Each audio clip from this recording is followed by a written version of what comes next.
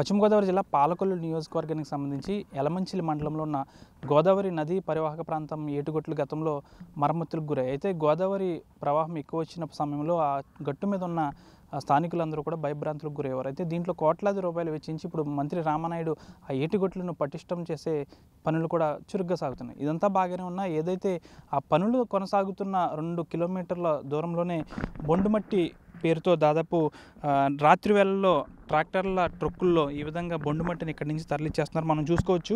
ఇదంతా కూడా గోదావరి నదీ పరివాహక ప్రాంతం. మనం యలమంచిలి మండలం సంబంధించి దొడ్డిపట్ల అబ్బిరాజుపాలెం అనే ప్రాంతంలో ఉన్నాము. సహజ సంపద అంటే గోదావరికి సంబంధించి ఇదంతా కూడా సహజ సంపద అనే చెప్పొచ్చు. సాధారణంగా ప్రతి ఏటా గోదావరికి వరదలు సహజంగానే వస్తూ ఉంటాయి. అయితే ఈ వచ్చినప్పుడు చాలా వరకు కూడా రైతులకు సంబంధించిన విలువైన భూములు అన్నీ కూడా గోదావరిలో కలిసిపోతున్న పరిస్థితి. దీంతో రైతులు కూడా ఒక పక్క ఆందోళన వ్యక్తం చేస్తున్నారు. దీనికి సంబంధించి గ్రోయింగ్లను ఏర్పాటు చేయాలంటూ కూడా స్థానిక రైతులు డిమాండ్ చేస్తారు. అంటే గోదావరికి సాధారణంగా వచ్చే ఈ వరదలను ఆపడం ఎవరి వల్ల కాదు కాబట్టి రైతులకు సంబంధించి విలువైన భూములన్నీ కూడా గోదావరి నదీ గర్భంలో కలిసిపోతున్నాయి. అయితే అదంతా కూడా ప్రకృతి సహజ సిద్ధంగా జరిగేదే కాబట్టి దీన్ని కూడా మరొక వైపు ఈ విధంగా బొండుమట్టిని ట్రాక్టర్లలో గోదావరికి గట్టున సమీపాన పక్కనే ఉన్న ఈ విధంగా గట్లను ఈ విధంగా కొట్టేసి దాదాపు రాత్రి వేళల్లో ట్రాక్టర్లలో బొండుమట్టిని అయితే పూర్తిగా తరలించేస్తున్నారు.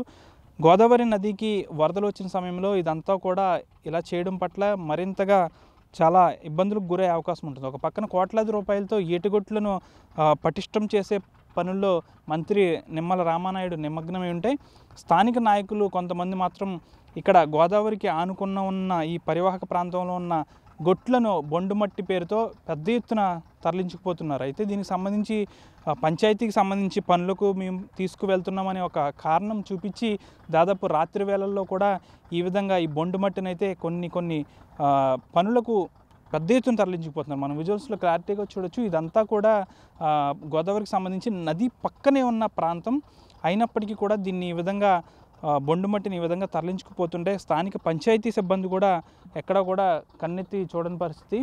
దాదాపు ప్రొక్లైన్ల సహాయంతో ఆ విధంగా నదికి సంబంధించి పక్కనే ఉన్న ఈ గొట్టును అంతటినీ కూడా త్రవ్వేసే కార్యక్రమాన్ని అయితే ఇక్కడ చేపట్టారని చెప్పొచ్చు. గోదావరి నదికి సంబంధించి ఇప్పటికే పెద్ద ఎత్తున గోదావరి పరివాహక ప్రాంతం అంతా కూడా కబ్జా రాయల చేతిలో ఆక్వా చెరువులు వేసేసిన కొంతమంది ఉంటే మరికొంతమంది ఈ విధంగా గోదావరి నదికి సంబంధించి ఈ విధంగా గోదావరి గొట్టు పక్కనే ఉన్న మట్టిని పెద్ద ఎత్తున ఈ విధంగా తలంచిపోవడంతో ఇక్కడ స్థానికులందరూ కూడా ఆందోళన వ్యక్తం చేస్తున్నారు. ఎవరు కూడా మీడియా ముందుకు కూడా రాని పరిస్థితి. ఎందుకంటే వాళ్ళు వస్తే వాళ్ళని టార్గెట్ చేసే పరిస్థితి ఉంటుంది కాబట్టి పెద్ద ఎత్తున ఈ విధంగా ఈ బొండుమట్టిని అంతటిని కూడా గోదావరికి పక్కనే ఉన్న గట్లను తెంచేసి మరి బొండుమట్టిని అయితే తరలించుకుపోతున్నారు.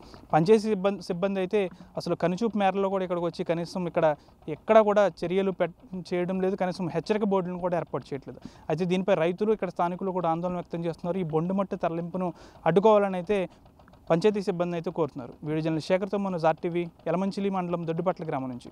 మరిన్ని వీడియోస్ కోసం ఛానల్ ని సబ్స్క్రైబ్ చేయండి. లేటెస్ట్ అప్డేట్స్ కోసం వాట్సాప్ ఛానల్ ని ఫాలో అవ్వండి. ఆ లింక్ డిస్క్రిప్షన్ లో ఉంది.